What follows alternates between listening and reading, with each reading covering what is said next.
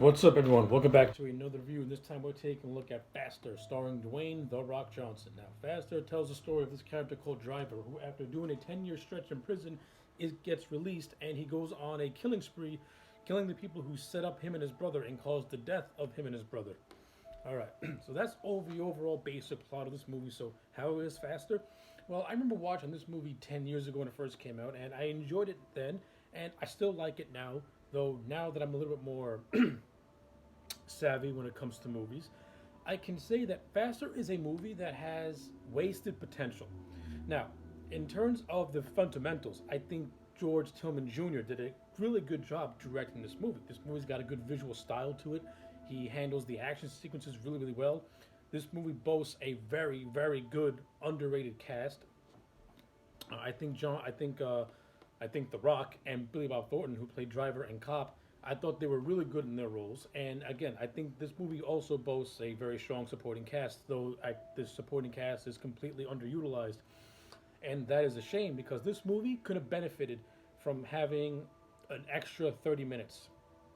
And that's the problem with Faster. The problem with this movie is that it rushes through and it blows through everything. And certain characters, we need to know more about them and their relationships. That's what this movie is like. This movie wants you to care about certain relationships, but it doesn't take the time to develop these relationships or make you care about these characters.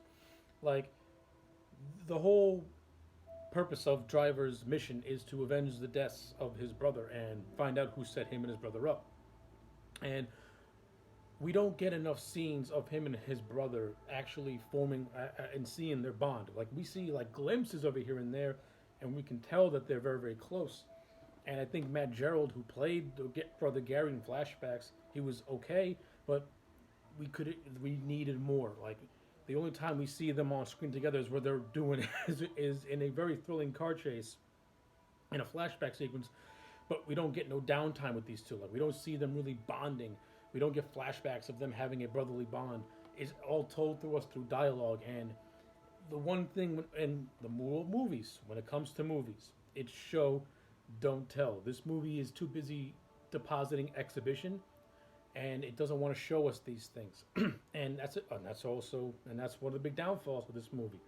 You go to the flip side. You get the cop character played by Billy Bob Thornton. You know, he has a wife. He has a child. It's revealed that his wife was actually his informant and was also dating the Gary character. And it's because of the wife giving cop the information. That's how he was able to set up an ambush. Like, his family life is also a mess. You know, him and his wife are estranged, and they're trying to repair a marriage. He has a relationship with his son that's kind of on the rocks. Like, the movie wants me to care about this, but it doesn't take the time to fully develop it. It also says that, you know, his wife Marina, she's also an ex junkie, but we don't get real. I feel like we don't get enough screen time leading up to her ODing. Like, we don't. We get like 3 scenes with them together, and it doesn't develop. Like, nothing, no relationships in this movie give time to develop, and that's a big problem because we're supposed to care about a lot of these characters. And I feel that George Tillman, he's more worried about doing action sequences and not really worrying about fleshing out his characters. You know, and again, like I said, a good supporting cast gets wasted. You know, you have Mike Epps, who's in this movie. It's like a minute, and the scene he's in is kind of funny, but you don't see him again. Tom Berenger plays a warden, and his character could have been utilized a little bit more. The only supporting characters that get any screen time worth mentioning are Carla Gugino's character of Cicero, and Billy Bob Thornton characters. They're both cops, they're detectives working together. I mean, she's the only supporting character that gets any sort of development. But I do like the little tease about the little friendly rivalry that's going on between Cicero and Cop. You know, with them not wanting to really work together, but Cop is pretty much 2 weeks from retirement, so he wants to take on a last case. So, you know, at least that stuff is fun, and Carla Gugino is good in the role. While all that's going on, you have this hitman called Killer. Yeah, listen, the names of these people are called Driver, Killer, Cop. This movie, I mean, this movie is not going for any creativity, to be honest with you. But yeah, you got this hitman who was also after Driver, and it's revealed that's actually Cop who hired the killer to take down Driver. And Killer has his own little story too, where him and his girlfriend are together, and he's like he's a hitman who wants a challenge, and the driver is giving him that challenge. I mean, the shootout scene between them in an apartment complex is really entertaining and very fun to watch. I did enjoy that, and the scenes of Driver just taking down all the guys who wronged him is fun too, especially this old pervert pedophile who definitely deserved it. And but Driver does have some good scenes as well. There's this one scene where he takes down the bouncer who actually killed his brother. They have a good scene. This scene at the end where he's talking to the televangelist who's also involved. That's also a really good, powerful scene, and that's the scene that pretty much, causes Driver to forgive. The men who killed his brother.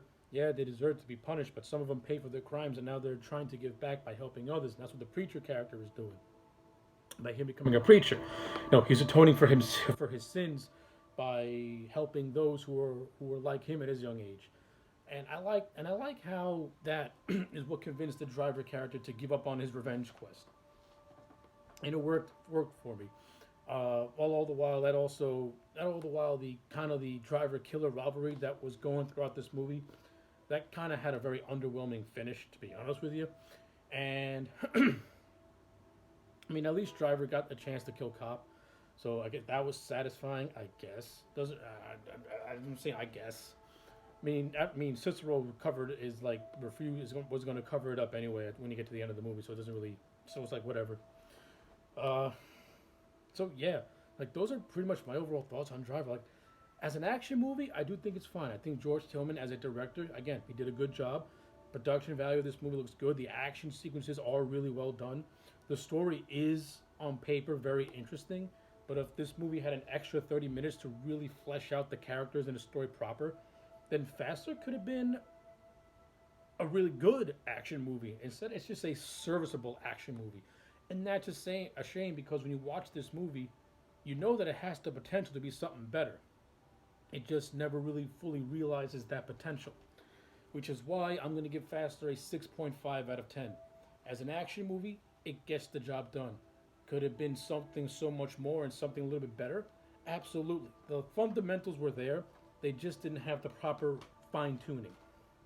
So yeah, those are my thoughts on Faster. Let me know yours in the comment sections down below. Like this video and subscribe, and I'll check you back next time for more.